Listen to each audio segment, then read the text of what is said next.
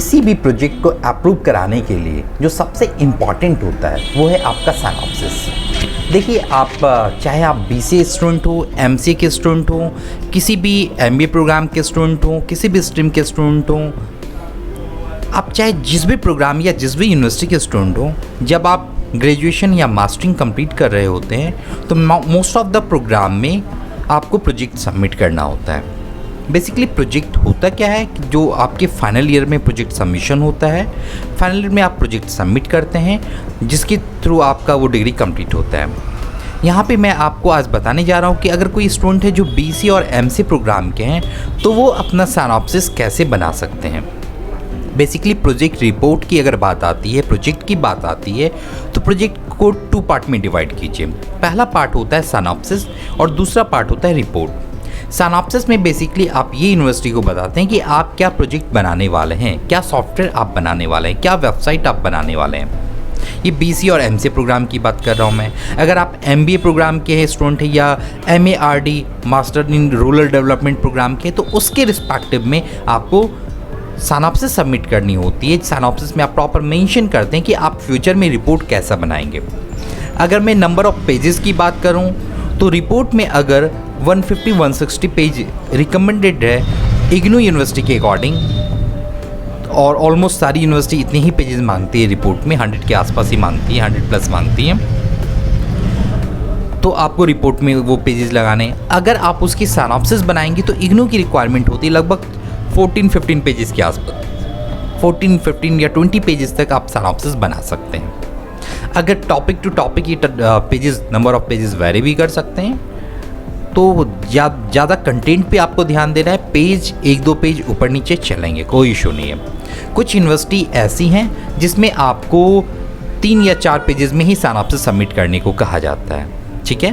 तो चाहे जो भी यूनिवर्सिटी है, सिनॉप्सिस में मोस्ट ऑफ द कंटेंट जो मैं अभी आपको बताने जा रहा हूँ ये सारे इंक्लूड होते हैं, जिसे आपको इंक्लूड करना ही चाहिए। सबसे पहली बात अगर आती है जब भी आप कोई सिनॉप्सिस प्रिपेयर करेंगे, अच्छा मैं एक और कंफर्म करना चाहूँगा, यहाँ तक आपको ये बातें क्लियर है कि जो प्रोजेक्ट आप सबमिट करने की बात की जा रही है, प्रोजेक्ट रिपोर्ट की जो बात की जा रही है, उसके 2 पार्ट हैं। पहला पार्ट है सिनॉप्सिस, दूसरा पार्ट है रिपोर्ट। सिनॉप्सिस में नंबर ऑफ पेजेस कम होते हैं, सिनॉप्सिस सबमिट होता है, देन वो अप्रूव होता है, अप्रूव होने के बाद आपको रिपोर्ट सबमिट करना होता है, ठीक है। तो मैं आज की लेक्चर में सिनॉप्सिस पार्ट पे फोकस कर रहा हूँ। बाकी किसी और वीडियोस में आपको रिपोर्ट भी मैं दिखाऊंगा कि कैसे रिपोर्ट होता है, कैसा बनाया जाता है। इवन बहुत सारे वीडियोस में अवेलेबल भी हैं, आप देख भी सकते हैं। कोई भी क्वेरी आप मुझे कॉल कर सकते हैं, हेल्पलाइन नंबर आपके स्क्रीन पे मेंशन है, आप मुझे कॉल भी कर सकते हैं। तो चलिए फटाफट समझते हैं कि सिनॉप्सिस जब आप बनाएंगे तो उसमें क्या क्या सेक्शन होना चाहिए। तो जनरली सिनॉप्सिस का जो कंटेंट होता है आपके गाइडलाइन से ही होता है। गाइडलाइन में मेंशन होता है कि उन्हें किस तरह से, यूनिवर्सिटी को किस तरह से क्या क्या कंटेंट चाहिए होता है। मोस्ट ऑफ द यूनिवर्सिटी को सेम कंटेंट चाहिए होता है, और मैंने ये इग्नू के अकॉर्डिंग मैनेज किया है, इग्नू के अकॉर्डिंग मैंने कंटेंट यहाँ पे मेंशन किया है। और मैंने कई यूनिवर्सिटी का देखा है प्रोस्पेक्टस, उसमें भी ऑलमोस्ट यही कंटेंट चाहिए होते हैं। तो एनीहाउ जब भी आप स्टार्ट करेंगे सिनॉप्सिस लिखना, सबसे पहले आपका टाइटल ऑफ प्रोजेक्ट होना चाहिए। आप क्या रख रहे हैं, किस टॉपिक पे प्रोजेक्ट बनाने जा रहे हैं, है ना, ये सिनॉप्सिस में आपको मेंशन करना चाहिए। फिर है इंट्रोडक्शन ऑफ द प्रोजेक्ट, मतलब वो जो सिनॉप्सिस आप बना रहे हैं, जो प्रोजेक्ट रिपोर्ट आप बनाने का सोच रहे हैं, जिसकी कोडिंग फ्यूचर में आप करने वाले हैं, वो उसका इंट्रोडक्शन पार्ट में आपको मेंशन करना होगा कि आप आखिर बना क्या रहे हैं, किस तरह से बना रहे हैं। फिर स्कोप होगा, उसके ऑब्जेक्टिव होंगे, प्रोजेक्ट की कैटेगरी होगी, टेक्नोलॉजी सर्वे करना है आपको, प्रॉब्लम डेफिनेशन देना है, रिक्वायरमेंट की स्पेसिफिकेशन देनी है। ये सब मैं डेप्थ में आपको अभी एक्सप्लेन कर रहा हूँ। तो सबसे पहले स्टार्ट करते हैं title of the project. Suppose कीजिए यहाँ पे मैंने एक एग्जांपल दिया है एंड्रॉयड मोबाइल स्टोर। मतलब क्या है, एक आप मोबाइल स्टोर की वेबसाइट बना रहे हैं ऑनलाइन, जिसका आपने नाम एंड्रॉयड मोबाइल स्टोर रखा है। उस पर आप चाहते हैं कि कोई भी यूज़र आए और मोबाइल को सेल एंड परचेज कर सके, ठीक है ना। मतलब जो ई-कॉमर्स टाइप के प्रोजेक्ट होते हैं, जो कंपनी होगी वो अपनी वेबसाइट पे प्रोडक्ट को लिस्ट करेगी और कोई भी यूज़र आएगा तो उस वेबसाइट से उस प्रोडक्ट को बाय कर सकता है। तो यहाँ पे प्रोडक्ट क्या है, यहाँ पे प्रोडक्ट बिल्कुल क्लियर है कि यहाँ पे मोबाइल स्टोर आप बनाने जा रहे हैं, तो मोबाइल से रिलेटेड प्रोडक्ट आप अपलोड करेंगे, ठीक है, जिसकी अभी रियल लाइफ में डिमांड भी बहुत ज़्यादा है। इसके बाद आप इंट्रोडक्शन पार्ट में प्रॉपर मेंशन करेंगे कि आखिर क्यों ज़रूरत है इस प्रोजेक्ट की सोसाइटी को, मार्केट को। तो आप यहाँ पे साफ साफ लिखेंगे कि देखिए सर्चिंग और परचेजिंग जो होता है थोड़ा सा डिफ़िकल्ट हो जाता है, ऑफलाइन परचेज़ करना टफ हो जाता है। आप कौन सा फ़ोन, इतने सारे फ़ोन्स हैं तो कौन से फ़ोन को आप बाई करेंगे, ये जस्ट एक एग्जांपल में दे रहा हूँ आपको, है ना। तो उस केस में आप जैसे कोई वेबसाइट आप बना सकते हैं मोबाइल स्टोर की, जहाँ पे यूज़र इमीडिएट आए वेबसाइट पे अपने फ़ोन के कन्फिगरेशन देके, अगर उसे लगता है कि ये प्रॉपर है, उसके अकॉर्डिंग है, तो वो उसे बाय करे, बाय करने के बाद पेमेंट करे और पेमेंट करने के बाद उसके पास प्रोडक्ट डिलीवरी हो जाए, ठीक है। तो चूँकि ये BCMC प्रोजेक्ट से रिलेटेड है, तो आपका काम है बस ये देखना कि कैसे ये प्रोजेक्ट वेबसाइट वर्क करेगी, है ना। तो ये सारी बातें आपको इंट्रोडक्शन पार्ट में मेंशन करना है। जब आपका इंट्रोडक्शन पार्ट कंप्लीट हो जाएगा तब आपको स्कोप एंड ऑब्जेक्टिव पे मेंशन करना है कि स्कोप क्या है इस प्रोजेक्ट का।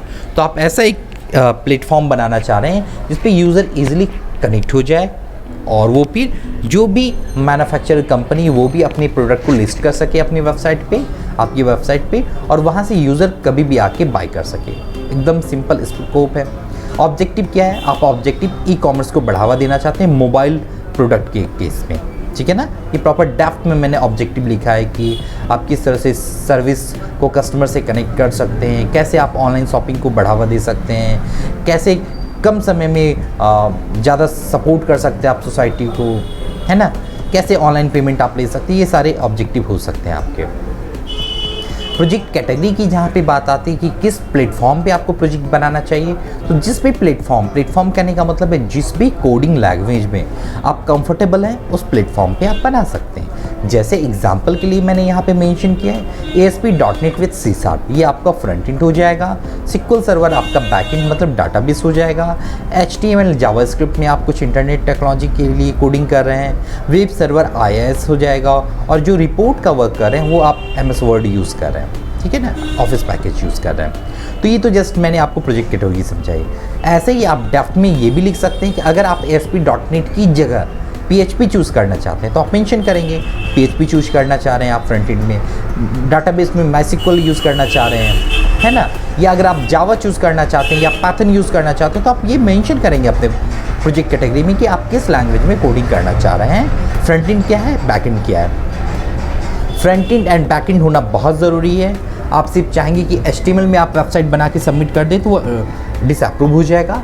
वो गाइडलाइन में मेंशन भी कि आपको किस तरह की वेबसाइट बनानी है। तो याद रखिए front end and back and बहुत कंपलसरी है। आपको ASP.NET, PHP या जावा इन सब में कोई फ्रंट एंड चूज़ करना है, और MySQL या SQL सर्वर इनमें से कोई डाटाबेस चूज़ कर सकते हैं, और डेप्थ में गाइडलाइन में मेंशन भी है, ठीक है ना, कि कौन से प्लेटफॉर्म को आपको चूज़ करना है। यहाँ पे कुछ रिस्ट्रिक्शंस भी है कि किस लैंग्वेज के साथ, जैसे जावास्क्रिप्ट के साथ शायद MS एक्सेस अलाउड नहीं है, वहाँ पे MySQL अलाउड है। तो ये आप गाइडलाइन में चेक कर लीजिएगा, या कोई क्वेरी हो तो मुझे कॉल करके पूछ लीजिएगा, ठीक है ना।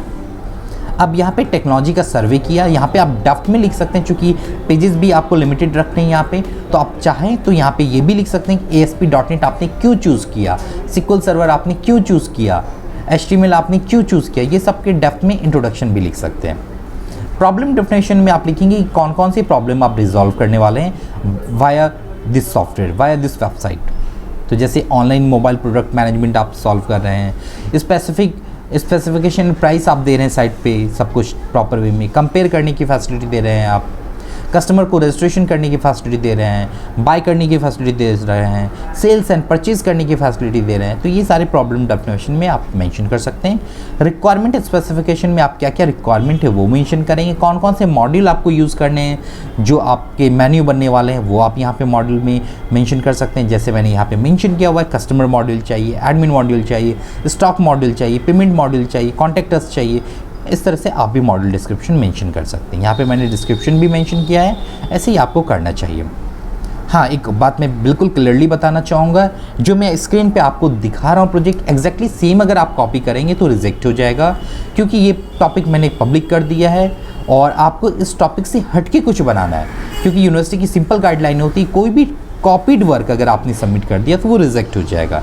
और जैसी बात है कि वीडियो जब पब्लिश होगी तो आप तक भी पहुंचेंगी, यूनिवर्सिटी पर्सन तक भी पहुंचेंगी, तो एग्जैक्टली इस टॉपिक को आपको यूज़ नहीं करना है। इससे मिलता जुलता कोई टॉपिक ले सकते हैं, या आपकी माइंड में कोई टॉपिक नहीं चल रहा है, आप समझ नहीं पा रहे हैं कि किस टॉपिक पे आपको बनाना चाहिए, तो आप हमें कांटेक्ट कर सकते हैं। मैं आपको एक प्रॉपर यूनिक टॉपिक प्रोवाइड करा दूंगा और उस पर प्रॉपर सिनॉप्सिस वगैरह का सपोर्ट आपको हमारे एंड से मिल जाएगा। प्रोसेस लॉजिक आपको दिखाना है किस तरह से आपका सिस्टम प्रोसेस करेगा। प्लानिंग एंड शेड्यूलिंग बहुत इंपॉर्टेंट है कि कितना वीक लगने वाला है, कितना मंथ लगने वाला है इस प्रोजेक्ट को बनाने में। तो यहाँ पे मैंने 1 2 3 4 5 6 जो लिखा है ये वीक्स में है। एक वीक में मैं कौन से वर्क को अचीव करवा रहा हूँ ये आपको प्रॉपर मेंशन करना होता है, ठीक है। सिस्टम की रिक्वायरमेंट क्या है, किस हार्डवेयर पे आप बना रहे हैं, किस सॉफ्टवेयर पे बना रहे हैं, ये आप सिस्टम रिक्वायरमेंट स्पेसिफिकेशन में मेंशन करते हैं, ठीक है। जैसे यहाँ पे मैंने लिखा है कि हार्ड डिस्क किस साइज का होगा या प्रोसेसर किस साइज का होगा, कोर i3 मैंने लिखा है, या पेंटियम डुअल कोर पे भी ये प्रोजेक्ट आप बना सकते हैं। हार्ड डिस्क 40 GB या 160 GB आप ले सकते हैं। मॉनिटर चाहिए, कीबोर्ड चाहिए, माउस चाहिए, तो ये सब आप मेंशन कर सकते हैं as it is. System development life cycle में आप बताएंगे कौन से SDLC मोड में आप यूज़ करें, तो यहाँ पे मैंने मेंशन किया है। देखिए ये सारे मोड आपने पढ़े भी होंगे, वाटरफॉल मॉडल होता है, बिल्ड एंड फिक्स मॉडल होता है, स्पाइरल मॉडल होता है, प्रोटोटाइप मॉडल होता है। तो इनमें से कौन सा मॉडल आप चूज़ कर रहे हैं वो आपको लिखना है, ठीक है। कोई भी परेशानी हो आप मुझे कॉल कीजिए, कॉन्टैक्ट कीजिए। यूज केस डायग्राम आपको बनाना है, डाटा फ्लो डायग्राम DFD आपको प्रॉपर वे में बनाना है कि किस तरह से DFD यूज़ कर रहे हैं आप। ER डायग्राम कैसे हो रहा है, डाटा स्ट्रक्चर कैसे हो रहा है, ये सब डाटा स्ट्रक्चर के टेबल्स हैं। देन आपको टेस्टिंग यूज़ करना है। यहाँ पे एक फॉर्म है इंडस्ट्री क्लाइंट इंटरफेस, तो बेसिकली आप ये यूनिवर्सिटी के लिए प्रोजेक्ट बना रहे हैं तो इंडस्ट्री क्लाइंट इंटरफेस में इसे नो पे टिक कर दीजिएगा, क्योंकि ये आप इंडस्ट्री के लिए नहीं बना रहे हैं, किसी क्लाइंट के लिए नहीं बना रहे हैं, आप यूनिवर्सिटी पर्पज से बना रहे हैं, ठीक है ना। फ्यूचर स्कोप आप इसका फ्यूचर क्या हो सकता है इस प्रोजेक्ट का, ये आप मेंशन कर सकते हैं। बिब्लियोग्राफी मेंशन कर सकते हैं कि आपने जो भी कंटेंट यूज़ किया है या कहाँ से रेफरेंस लिया, कौन कौन से बुक से आपने रेफ़र किया। इस तरह से जाके एक सिनॉप्सिस कंप्लीट हो जाती है और फिर आप प्रॉपर वे में सिनॉप्सिस को फॉर्म के साथ सबमिट करते हैं। जब भी सिनॉप्सिस सबमिट करते हैं तो उसमें आपका फर्स्ट कवर पेज होना ही चाहिए, कवर पेज आप लगाते हैं। कवर पेज के बाद आप कोई ना कोई परफॉर्मा होता है, फॉर्म होता है यूनिवर्सिटी का। अगर आप किसी और यूनिवर्सिटी के स्टूडेंट हैं, अगर आप इग्नू यूनिवर्सिटी के स्टूडेंट हैं तो सिनॉप्सिस परफॉर्मा के नाम से आपके प्रोजेक्ट गाइडलाइन में मेंशन है। अगर आपके पास परफॉर्मा ना हो तो आप हमें कांटेक्ट कीजिए, परफॉर्मा भी हमारे एंड से शेयर कर दिया जाएगा, ठीक है। उसके बाद परफॉर्मा के बाद आप सर्टिफिकेट ऑफ ओरिजिनलिटी यहाँ पे भी लगा सकते हैं। वैसे इसकी रिक्वायरमेंट रिपोर्ट में पड़ती है। गाइड के CV और उनके ID प्रूफ ज़रूर लगाने हैं और देन आपको सिनॉप्सिस लगाना है। अगर आप सॉफ्ट कॉपी में सबमिट करना चाह रहे हैं तो सारी फाइल्स को प्रॉपर सीक्वेंस में PDF बना के सबमिट कर सकते हैं, या अगर आप हार्ड कॉपी में करना चाह रहे हैं तो इनको सबको प्रिंट कीजिए। 1 साइड प्रिंट करना है आपको, बोथ साइड प्रिंट मत कर लीजिएगा। 1 साइडेड प्रिंट करना है, उसको स्पाइरल बाइंडिंग करा के यूनिवर्सिटी में सबमिट कर सकते हैं। इसके बाद आपको अप्रूवल मिलेगा या यूनिवर्सिटी कंफर्म करेगी कि आपको रिपोर्ट बनाना चाहिए। मीनवाइल आप रिपोर्ट पे वर्क करना स्टार्ट कर दीजिए। हमारे एंड से जो भी आपको सिनॉप्सिस का सपोर्ट मिलेगा, अप्रूवल की एश्योरिटी होती है, क्योंकि हम बिल्कुल गाइडलाइन के अकॉर्डिंग आपको सपोर्ट करते हैं, यूनिक टॉपिक पे वर्क कराते हैं ताकि आपका एक बार में अप्रूव हो जाए। इससे रिलेटेड कोई भी क्वेरी है आप बेझिझक मुझे कॉल कीजिए, कॉन्टैक्ट नंबर आपकी स्क्रीन पे अवेलेबल है। और फिर भी कोई है, आप अगर बाय चांस कॉल रिसीव ना हो पाए तो मुझे व्हाट्सएप ज़रूर कर दिया कीजिए, मैं आपको डेफिनेटली सपोर्ट करूँगा। Thank you so much.